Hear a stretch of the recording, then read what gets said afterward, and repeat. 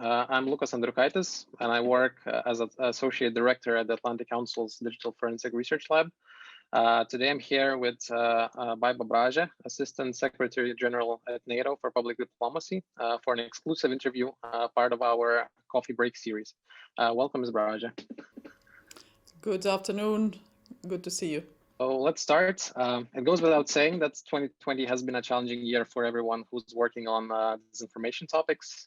New manipulative narratives, conspiracy theories, and lies about the pandemic flooded the information space. I wanted to ask you, what are a few of some of the most absurd false narratives targeting NATO in 2020, and do you think they will have any lasting effects? Thank you very much for that question. Just as with other international organizations, also NATO did experience increased activity against it. Some of the existing narratives using the pandemic and using events around that were turned against NATO. And we saw also a few sort of coordinated even campaigns, disinformation campaigns against NATO. But again, that is nothing new for NATO. As long as NATO has existed since its foundation, it has been the object of various attacks trying to undermine it. It was during the Soviet times or no? So we are pretty experienced in how we handle that. And also during the pandemic, we clearly communicated that first of all, NATO made sure that the health crisis does not become a security crisis. So we were able to fulfill all our missions and functions. We made adjustments and adapted.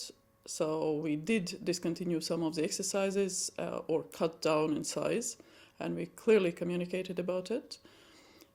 We made sure that there is a business continuity in headquarters, in missions and elsewhere, and that all the COVID restrictions, according to the necessities, are observed. So in that respect, all the work was in place. And in terms of communications also, we very proactively explained what NATO is doing. We had continued to invest in our digital and other skills, capabilities, technology and knowledge.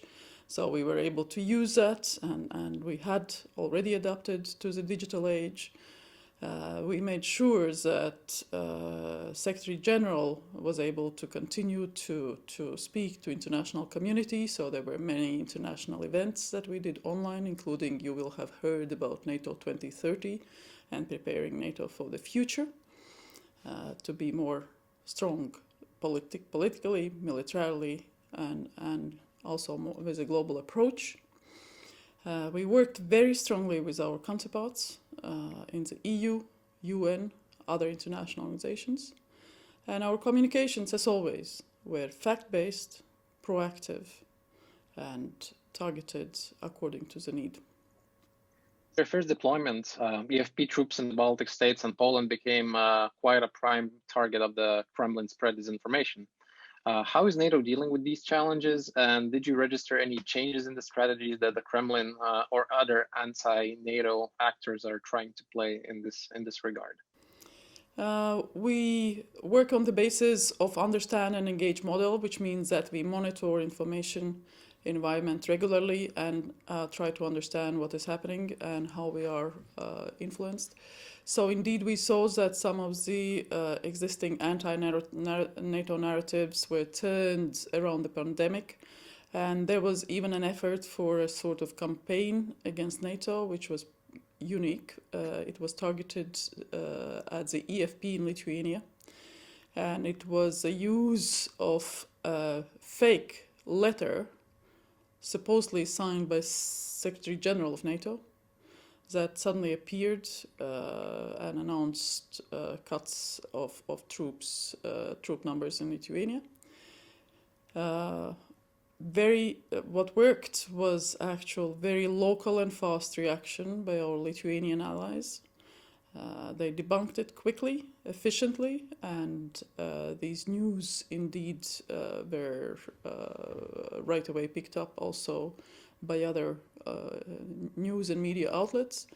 So they did not spread. They did not succeed. But what was interesting about this mini campaign, was that it simultaneously showed up on various fake sites. There was an effort even to get them on the TV rolls, but it didn't succeed. Again, in this case, we clearly saw that quick local action in stating the facts was essential in debunking and stopping this disinformation attack. Traditionally, the main adversarial behavior to NATO and its members comes from Kremlin. But with the outbreak of COVID-19, we noticed that China has quickly ramped up its anti-Western information operations. Could you confirm if this is the case from what is NATO seeing? And could you also tell us what can NATO expect in the upcoming 3 to 5 years with regards of countering foreign influence?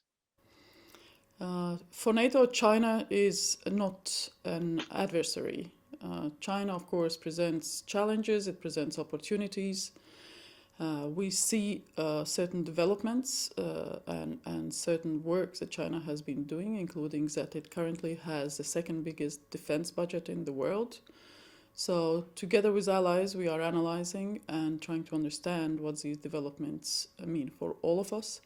We work very closely with our partners globally, including in Asia Pacific, to get their views and their analysis in forming our opinions. No doubt that there have been increased activity by official Chinese communicators. We saw it also during the pandemic, mostly targeted at some allied capitals and some governments. NATO as such has not been very much in the center of the attention in this respect. But no doubt that for the future, for the more global world that we live in, and more connected world, we need to work together again to understand what developments in China mean. And also, of course, we need to engage with China on the big issues such as climate change and others, so that we at the end are able to achieve the global goods that we are looking at. But again, NATO is a regional alliance, it's a transatlantic alliance, and for us, the primary mission is to guarantee the collective security and peace to our 30 allies, to our nations, and make sure that this mission is fulfilled also in the future. While battling the spread of COVID-19 pandemic, citizens and various institutions have been targeted by massive infodemic.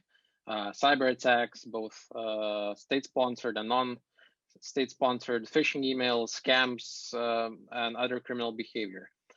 How should we protect our vital services, our critical infrastructure against adversaries using such capabilities?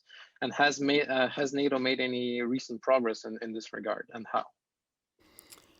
Quite a number of hybrid threats, and as we discussed before, not only cyber, but also raising disinformation, also pandemic as such, and actions under the Article 5 have been visible on the territory of various countries, including those at NATO's borders, and committed by a number of very active actors. No doubt that cyber is one of the most topical challenges and threats, and they not only concern states or state infrastructure, but we have seen that during the pandemic there have been attacks against health institutions, there have been attacks against a variety of other agencies, and there have been efforts to steal information, to steal and attack also the vaccine producers and even European agencies dealing with these issues. So no doubt that pandemic has also increased the activity on the cyber threat actors. in the world, which is much more digitally connected, where everybody has a cyber profile and where everybody works digitally globally, the possibilities of these attacks are, of course, growing. So it's at all levels, be it individuals, be it groups, be it governments, be it private sector. We have to be very, very aware of these attacks, and we have to take measures. NATO as organization, we have, of course, worked very properly and actively. NATO's networks, own networks have not been affected. We have, of course, a specific information exchange mechanism, monitoring, threat assessment, counteracting, even specific teams, if necessary, to help others. So there is a whole set of measures that NATO has in place to counter it. But again, as societies, as countries, as modern developed economies, we have to be very aware that it's everyone. It's not only the companies, the governments, but it's every individual can be under the attack. So everything from cyber awareness, cyber hygiene, protection, and action not to allow these type of attacks is how we achieve it. We call it resilience, and it's not only resilience of our communication networks and 5G infrastructure and others, but it's also societal resilience, which starts with understanding what the threats are and being able to resist them at an individual level.